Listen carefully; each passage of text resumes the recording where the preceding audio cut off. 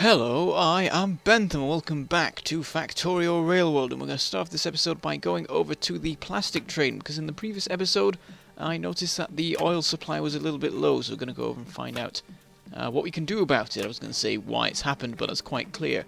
Of course, all of the oil stuff is slowly running down as it likes to do, so we're going to have to find some more deposits to use.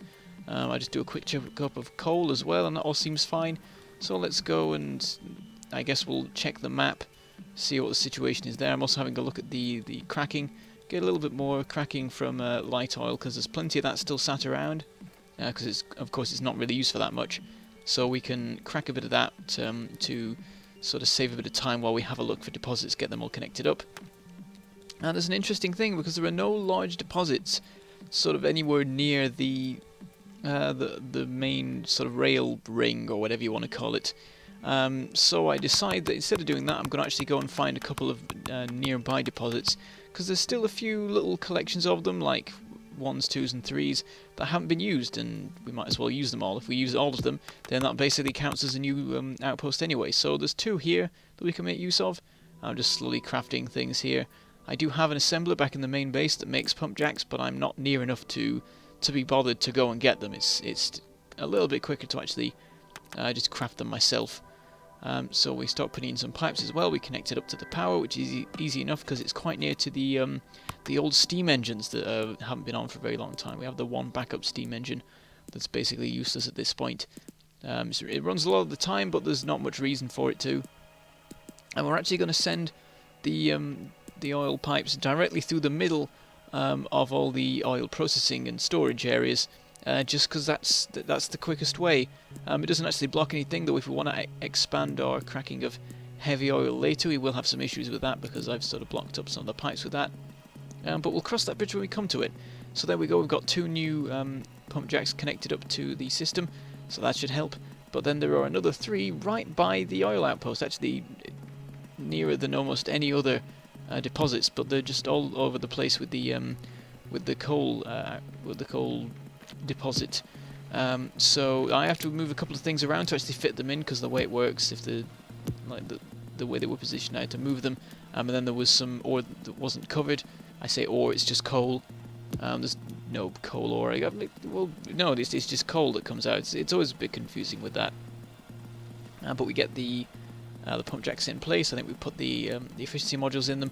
So now we just have to connect up all the pipes and get it sent over to connect up to some of the other lines.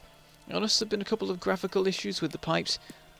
From what I remember, there's been a lot of issues with these over just throughout the past with Factorio, where the pipe graphics just refuse to work properly, and every patch something breaks them again and stuff like that. So at the moment they are looking a bit weird when you place pipes, underground pipes facing down. It looks like there's a little bit of extra pipe on the end of it. But it's not an issue really, I don't care about it though. I'm sure the devs are going insane and tearing their hair out about it. But we get that connected up as well, so we now have 5 new pump jacks on it. And I just check how the trains are going, seeing how much they're delivering. So one of them's delivering 6, one is delivering 5, and the other one's from Outpost 1 and 2 of oil.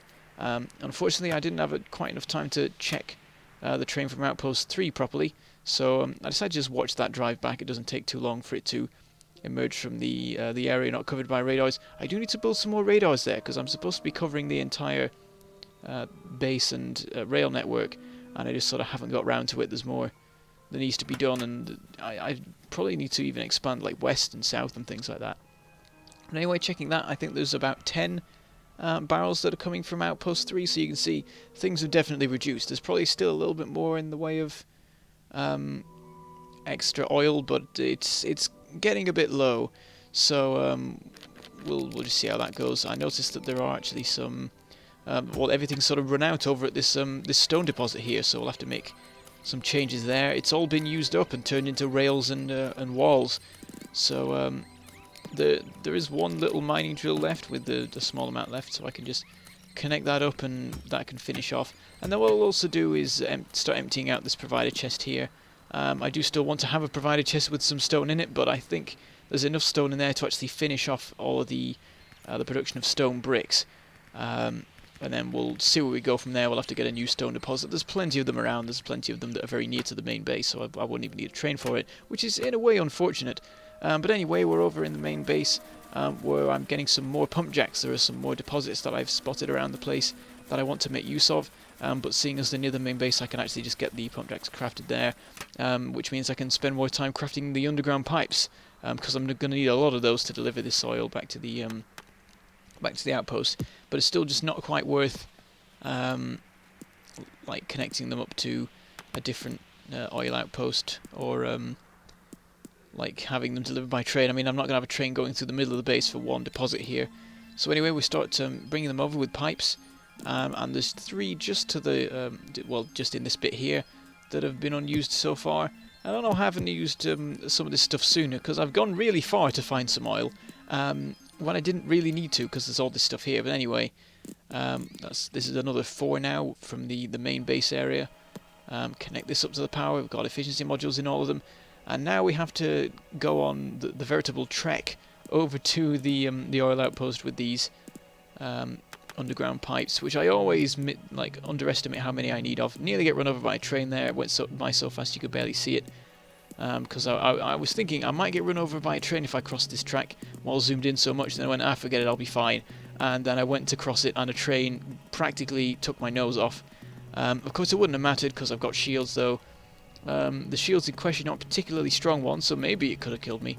In which case it would have been a little bit awkward. But anyway, we're nearly over to the oil outpost now. We just have to connect it up to some other pipes that we've got here already. But we just need to put a corner in. But then I found that the pipes are actually completely full. And as I track things down the line, I found that there was one particular corner I missed. And once I put that in, the oil quickly drains back down to less than 20% full.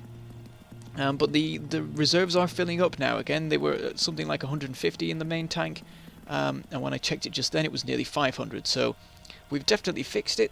But we should probably, you know, if there's one more little group of deposits down by Iron Outpost 1, so I might as well connect those up and then leave it there. So down in Iron Outpost 1, there are a few mining drills that have run out, but it looks like all the mining drills that are remaining are still easily dealing with the iron demand. There's not that much of it nowadays, though this does deliver to the Circuit Outpost, which is where basically all of the iron demand is. If you look at the main base, there's basically nothing. But Iron Outpost 1 and 2 both deliver to the main base and to the Circuit Outpost, just to keep things balanced there. So here's the last little bit of oil that's near enough to deliver by pipe, and with these 3 connected up to the system, we will have 12 new pumps, I think, which should serve us for a good while. It's basically the size of a decently sizable oil outpost, so we basically dodged out of having to build a new one there. Though if we do want to expand beyond here, we will have to go a very long way. We'll have to build a whole new branch from the main circle. So I tried to say circle and circular. The main circle line that we have, you know, we'll have to sort of branch out a long way from there to actually find some oil, and we'll probably have to kill quite a few biters, put in some more radars and all sorts for that, and probably need quite a few guns to help protect the place. But anyway, we're not dealing with that right now because we've got all these new pump jacks that we just sort of scrounged from around the place. So we just have to put in these 2 last corner pieces. I'm just checking the levels of oil there, and there we go, and that slowly drains out and sort of equalizes in the system, and it's looking good. So I think we can leave that for now, come back to it next time we have oil issues, which should hopefully be a long time in the future. So let's go back to the main base for a second. I've got a couple of bits of wood that I don't want, and I can also get rid of that mining drill now that's finished. A lot of that chest has now been emptied out. Maybe I was wrong, and maybe we do need some more stone to finish off making all those walls. Not the walls, the stone bricks. But anyway, the next project shall be to go over to Copper Outpost 1, because as I can see from the map, it's finally finished, and I managed to get myself hit by the circuit train as I leave. At the moment, the copper train itself is just coming back from Copper Outpost 1, so I decided to just walk, because it'll be quicker. But yes, it's finally done, it's finished. After all this time, the first outpost to deliver copper by rail has finally finished. In its heyday, it supplied the entirety of the copper demand. Actually, I don't know if that was ever the case, because of course we had the copper deposit that was basically in the base, and perhaps we built Copper Outpost 2 before that ran out, but I don't know. technicalities. This was at one time the main supply of copper for the entire base, and now it is no more. It is finished. It is over, and the only thing that remains now is to retire the train and turn it into, I guess, a private train for me, because I think I'm actually out of those at the moment. So we'll send it back to Copper 1 for its final emptying. I can't remember if anything else is being delivered to Copper 1 now. I guess it isn't. So this section of the station will actually empty out eventually, and that'll be that. But anyway, the train is empty, and it gets parked up in the spare train area, and that's that. It's done. It's finished. So there we go. We've got two. I think yeah, it's two main copper outposts going, and then a couple of mini copper outposts as well. But we've now, like, the two original rail-based copper outposts are now finished, so we've made a lot of progress there. In the meantime, however, iron is still, as it's been for a very long time. Iron Outpost 1 and 2 are a million years away from emptying out, but whatever, we'll maybe get to build a new iron outpost eventually. But anyway, after checking on the advanced circuits, finding out that actually in the most recent assemblies I built, I hadn't finished supplying those all with efficiency modules. I've done that now, and now I've gone on to the modules, because I need to check up on things. We are now on our fourth rocket defense. The fourth one has been made. It should have been made last episode, but we obviously weren't quick enough. And of course that means that this episode, the fifth one, should have been made. As it is, it won't be, but it's getting there. We're progressing fairly rapidly, but I think we need some more processing unit production, which is what I'm working on right now, adding in a new set of 2. I accidentally put some blue belts in there. We're not producing enough in the way of processing units to use blue belts. But thanks to my upgrades last episode to the delivery system of circuits, the belts are now enough to supply more than the 6 assemblers that we had. And after putting in the extra 2, I decided, actually, let's go the whole hog with this, because I did a couple of calculations a while back to try and work out how much I needed in terms of processing units, and according to my calculations, which could be entirely wrong, I don't know, I needed 12 processing unit assemblers to be producing enough processing units to make everything I needed for the rocket defense. I don't know if that's actually true, but I thought it's a good idea to get up to that level. So we've got now 12 of them. I'm just connecting up the last little bits here. I can't remember if I put in efficiency modules or not. Hopefully I did, because I did literally just find that I'd forgotten that with advanced circuits. But anyway, with that all set up, it's taxing on the system. You can see that there's quite a few gaps in the lines, but it seems to balance out fairly nicely and not drain any more than it does initially. There's gaps in the line, but not enough to cause issues. And what I find is that immediately I can see processing units building up, and that's actually a bad thing, because as I said, I calculated how much I would need in terms of processing unit production, and if not all that production is actually being used, it means that the assemblers are not fast enough, and we're actually going to have to do something about that. Maybe put some more speed modules in the assemblers, which I don't really want to do, but I guess it's not the end of the world. We may have some power issues from it, but well, probably not actually. But anyway, I'm now looking around just to the south of the base, south of the train lines, because I'm thinking about adding in a new section. I've got a little extra bit I want to build, and I'm just deciding where I want it to go. So I'll grab some rails, and after a little bit of sort of weighing up ideas, I decided I'm going to extend this area here. Even though we already have a line going to the south, literally meters away to the west, it's a very awkward line, the line to Iron Outpost 1, because it's got a weird bend in it, and it goes from, well, I mean, it doesn't go from an entirely random point, but I feel like if we do want a line extending south in the east section, then we want it to line up more nicely with things. So what I'm doing basically is copying the length of the line for Iron Outpost 1 and just shifting it all over by a bit, just to make things neater. And should Iron Outpost 1 ever run out, which is highly unlikely at this point, then we can phase out that particular line and deconstruct it in favour of this one, which lines up a lot nicer. And it means that I think pretty much the longest line now is the one leading from this loop that I've just built on the end of here up to Copper Outpost 3. That might be wrong. It might be the one going east-west. I don't really know, and I've not checked the map for that. But I do like it to keep in lots of big straight lines, just because that it looks nicer. So we're extending the power down this line as well, and just getting it down to this loop here. It's a little bit dark so you can't see what's going on, but what I'm going to do is I'm going to build a branch. I'm just going to the east bit here, and you can see there's actually this very large area just to the southeast of everything, which has absolutely nothing in it. It's not even got any sort of ore or anything, and I've just sort of ignored it up till now. So I built this little branch off here, and I plonk in a train, get the fuel in it, and I'm going to work out how to position that. We extend the line a little bit more, move the train along a bit, and then what I do is I add another engine and another 2 cargo wagons on the end, and then I add on another 6 to that. So what we now have is a train with 2 engines and 10 carriages, and you may be thinking, what on earth are you doing? What is this? So I'm just sorting out the fuel here. I'm going to position this, and basically what this particular branch here is for is basically it's the specific area for this train, because a train of this length needs its own custom station if you want to make any use of it. And this particular train is going to have one very specific use, because once I just fill in that bit of rail there, I'm going to put down, I'm going to move it back a bit. We'll plonk down a station, specifically for this train, and this is the Mega Train. This is the train that will go on the ultimate mission. This is the train that will go round the lake and build the railway. I'm going to load the entire thing up with a bunch of materials and supplies, and go on the mission, because everyone wants me to do it, and we're running out of things to do, honestly, in Railworld at this point, apart from just sort of keep adding more stuff, and try and do the rocket defense per hour challenge.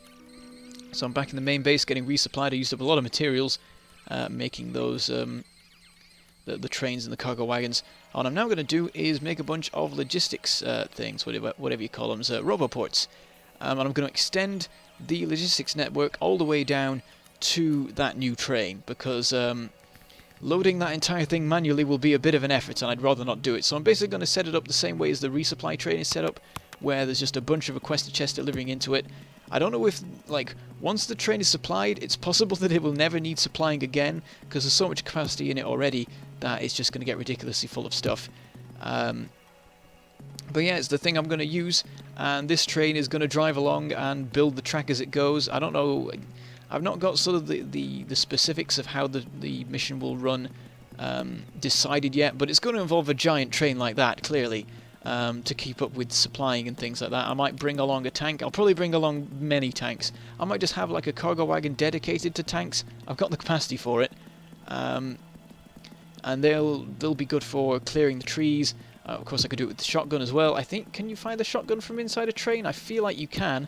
So perhaps I could just do the entire journey inside the train, except, of course, for the times when I have to blow up biter bases, which will become a particular problem, of course, when I'm most of the way around the lake and into the area where I gave up and just ran to escape.